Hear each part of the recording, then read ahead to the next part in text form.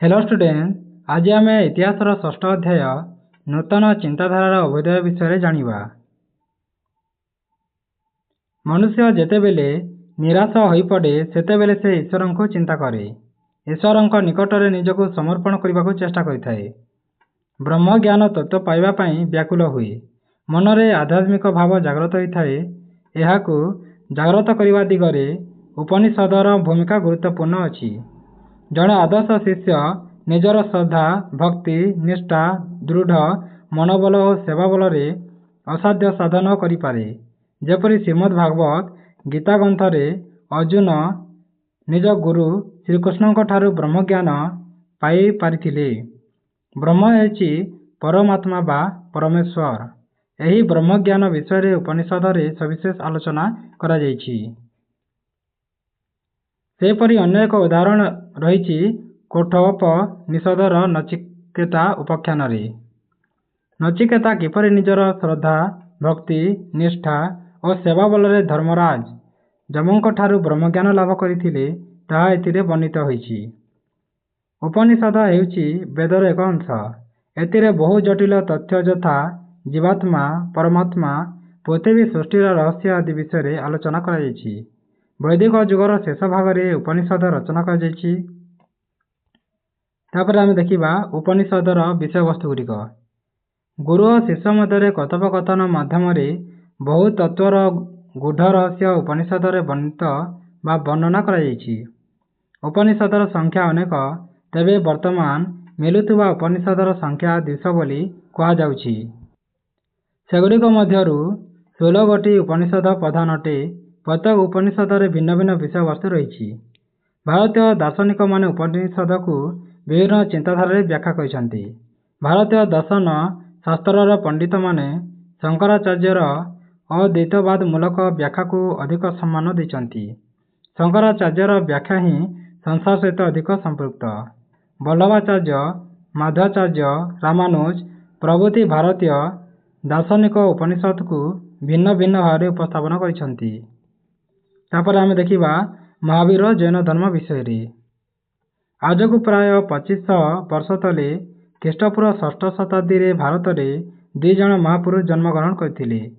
सेमाने नूतन चिंताधारा नहीं 2टी धर्म मतवाद प्रचार करथिले।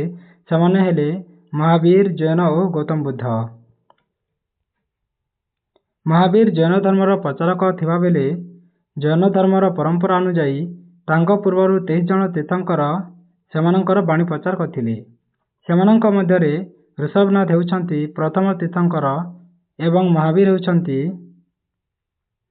24तम तीर्थंकर। महावीर पूर्ववर्ती तीर्थंकर पार्श्वनाथ काशी राजा अशोकसेन पुत्र थिले। से महावीर 250 वर्ष पूर्वे आविर्भाव होइतिले। से जैन धर्मर 4 गोटी नीति प्रचार करथिले। सेगुड़िक हेला जीव प्रति हिंसाचरण न करिबा, मिथ्या न कहिबा, चोरी न करिबा और संपत्ति प्रति अनाग्रह हेबा। तेणु पार्श्वनाथ को प्रचारित धर्म को चतुर्जाम धर्म कहा जाउथिला। महावीर से आउ एक नीति ब्रह्मचर्य जोग करिबारु यह पंचजाम धर्म रे परिणत होतिला। एही 5टी नीति को जैन माने पंच महाव्रत भावे पालन करिथांती। महावीर थिले पार्श्वनाथक प्रचारित धर्मर संस्कारक और प्रचारक। से वैशाली नगर कुंद ग्राम रे एक क्षत्रिय परिवार जन्मग्रहण करथिले। जन्म बेले तांको नाम थिला वर्धमान। तांको पितांको नाम थिला सिद्धार्थ एवं मातांको नाम थिला त्रिशला। वर्तमान यशोदा नामनी एक कन्या को से विवाह करथिले। तांकर गोटे कन्या जात हेला। से 30 वर्ष बयस रे सत्यर संधान पाई गृह त्याग करी दीर्घ 12 वर्ष कठोर साधना रे कटाइथिले। त्रयोदश वर्ष अर्थात जीवनर 42 वर्ष बयस से दिव्य ज्ञान लाभ करथिले। से प्रकृत ज्ञानर अधिकारी होइथिबारु तांकु जिन कहागला। एही जिन शब्दरु तांकर प्रचारित धर्म को जैन धर्म कहागला। से इंद्रिय मानक उपरे जयलाभ करिथिबारु तांकु महावीर बोली कहागला। तासे देखि आमे तांकर धर्म प्रचार। महावीर विभिन्न स्थान बोली जैन धर्म प्रचार करथिले। से मगध राजा बिंबिसार और अजातशत्रु को जैन धर्म प्रति आकृष्ट कराइथिले। दीर्घ 30 वर्ष काल मगध, अवंती, वैशाली, मिथिला और श्रावस्ती ଇତ୍ୟାଦି ସ୍ଥାନମାନଙ୍କରେ ନିଜର ଧର୍ମ ପ୍ରଚାର କରି 72 ବର୍ଷ ବୟସରେ ପାବା ନାମକ ସ୍ଥାନରେ ଦେହତ୍ୟାଗ କରିଥିଲେ। ତାପରେ ଧର୍ମନୀତି। ସରଳ ନିରାଡମ୍ବର ଜୀବନଯାପନ କରିବା ଉପରେ ମହାବୀର ବିଶ୍ୱାସ କରୁଥିଲେ। ସେ ଈଶ୍ୱରଙ୍କ ସ୍ଥିତି, ଯାଗଯଜ୍ଞ, ଧର୍ମବିଧି, ପଶୁ ବଳି ଓ ଜାତିଭେଦକୁ ବିଶ୍ୱାସ କରୁନଥିଲେ। ସେ କହୁଥିଲେ ପ୍ରତ୍ୟେକ ଜୀବ ପ୍ରତି ଶ୍ରଦ୍ଧା ଓ ଦୟା ପ୍ରଦର୍ଶନ କରିବା ମନୁଷ୍ୟର ଧର୍ମ। ଅହିଂସା ଜୈନ ଧର୍ମର ମୂଳ ମନ୍ତ୍ର ଥିଲା। ଜୈନ ଧର୍ମର ଲୋକମାନେ ଅହିଂସାକୁ ଅତି କଠୋର ଭାବରେ ପାଳନ କରୁଥିଲେ।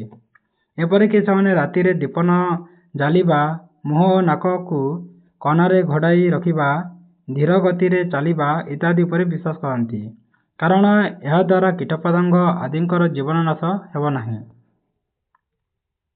ମହାବୀର ପୁନର୍ଜନ୍ମରେ ବିଶ୍ୱାସ କରୁଥିଲେ। ପୁନର୍ଜନ୍ମରୁ ମୁକ୍ତି ପାଇବା ପାଇଁ ସେ 3ଗୋଟି ମାର୍ଗ ଅବଲମ୍ବନ କରିବାକୁ ଉପଦେଶ ଦେଇଥିଲେ, ଯଥା ସତ୍ ବିଶ୍ୱାସ, ସତ୍ ଜ୍ଞାନ ଓ ସତ୍ କାର୍ଯ୍ୟ।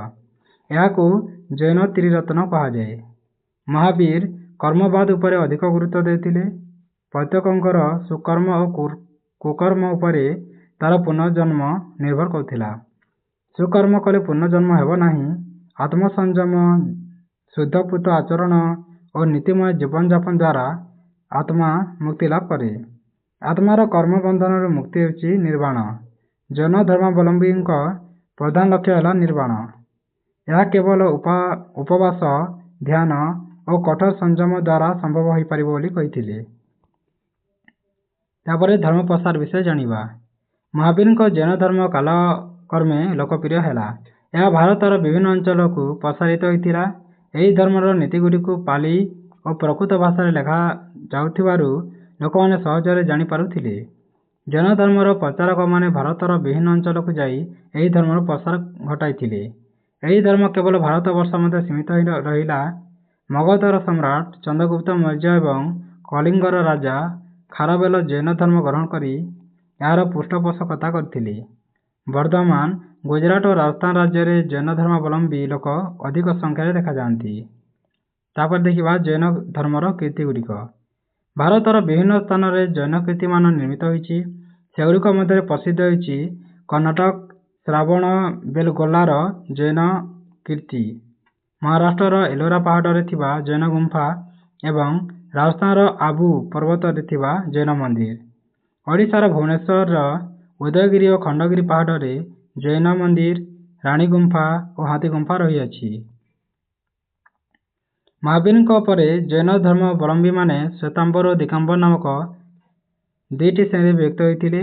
ଯେଉଁ ଜୈନ ସନ୍ନ୍ୟାସୀମାନେ ଧଳା ବସ୍ତ୍ର ପରିଧାନ କଲେ ସେମାନଙ୍କୁ ଶ୍ୱେତାମ୍ବର ଓ ଯେଉଁମାନେ କୌଣସି ବସ୍ତ୍ର ପରିଧାନ କଲେ ନାହିଁ ସେମାନଙ୍କୁ ଦିଗମ୍ବର କୁହାଗଲା। ତାପରେ ଆମେ ଦେଖିବା ଗୌତମ ବୁଦ୍ଧ ଓ ତାଙ୍କ ବୌଦ୍ଧ ଧର୍ମ। ନେପାଳ ଦେଶର ହିମାଳୟ ପାଦ ଦେଶରେ କପିଳାବସ୍ତୁ ନଗରୀ ଅବସ୍ଥିତ। ଶାକ୍ୟ ନାମକ ଏକ କ୍ଷତ୍ରିୟ ବଂଶର ରାଜା ଶୁଦ୍ଧୋଧନ ଏହାର ଶାସକ ଥିଲେ। ତାଙ୍କ ରାଣୀ ମାୟାଦେବୀ ଲୁମ୍ବିନୀ ଉଦ୍ୟାନରେ ଏକ ପୁତ୍ର ସନ୍ତାନକୁ ଜନ୍ମ ଦେଇଥିଲେ।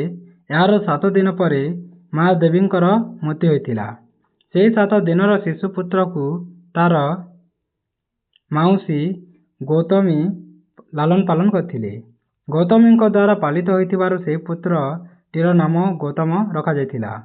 ଗୌତମଙ୍କ ଅନ୍ୟ ନାମ ଥିଲା ସିଦ୍ଧାର୍ଥ। ବୋଧି ବା ଜ୍ଞାନ ପ୍ରାପ୍ତି ହୋଇଥିବାରୁ ସେ ହେଲେ ବୁଦ୍ଧ। ଗୌତମ ବୁଦ୍ଧ ମହାବୀରଙ୍କ ସମସାମୟିକ ଥିଲେ। ଏକ ସମ୍ଭ୍ରାନ୍ତ ରାଜବଂଶରେ ଜନ୍ମ ହୋଇ ମଧ୍ୟ ଗୌତମର ସଂସାର ପ୍ରତି ବିରାଗ ମନୋଭାବ ଦେଖାଯାଇଥିଲା। ସେ ରାଜକୀୟ ପରିବେଶରୁ ଦୂରେଇ ରହୁଥିଲେ। ପୁତ୍ରର ଅନାଗ୍ରହ ଦେଖି ପିତା ଶୁଦ୍ଧୋଧନ ତାଙ୍କୁ ଯଶୋଧାରା ନାମ୍ନୀ ଏକ ସୁନ୍ଦରୀ ରାଜକନ୍ୟା ସହ ବିବାହ କରାଇଦେଲେ। ବିବାହ ପରେ ତାଙ୍କର ରାହୁଲ ନାମକ ଏକ ପୁତ୍ର ଜାତ ହୋଇଥିଲା। କିନ୍ତୁ ସନ୍ତାନ, ବିବାହ ଓ ରାଜସୁଖ ଗୌତମଙ୍କୁ ସଂସାର ମଧ୍ୟରେ ବାନ୍ଧି ରଖି ପାରିନଥିଲା।